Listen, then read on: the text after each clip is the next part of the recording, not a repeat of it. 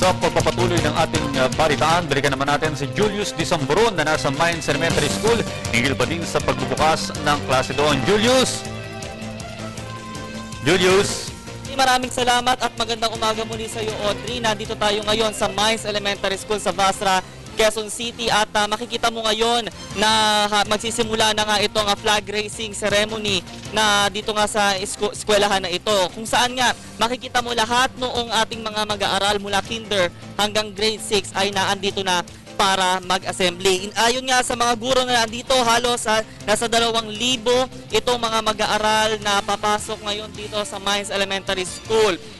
Naandito din ang kanilang principal na si Ma'am Nancy Ibardolada na kung saan pangungunahan itong flag raising ceremony. Makikita nyo po sa inyong mga monitor ang mismo pong assembly ng ating pong mga guro mula sa iba't ibang sections, ng iba't ibang year level. At ngayon pong umaga ay makakausap po natin ang isa pong kinder teacher na si Ma'am Dempna Paneda. Magandang umaga po sa inyo, Ma'am.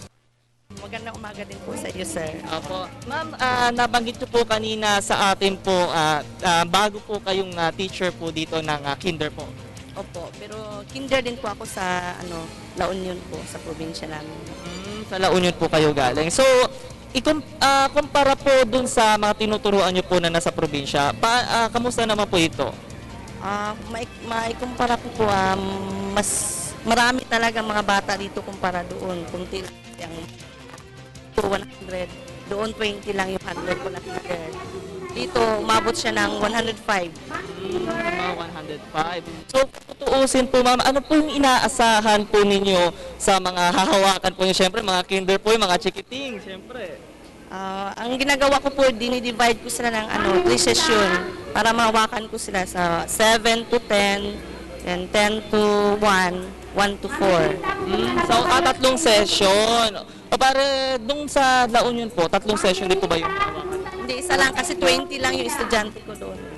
Particular, ano po yung siyempre, mga hindi naman maaasahan, yung mga chikiting natin, siyempre, mga makukulit pa, siyempre. Pero ano po yung ginagawa ninyo po para, siyempre, makaayon at sumunod? Binibigyan ko sila ng mga kanya-kanyang activities para maging busy sila bawat isa.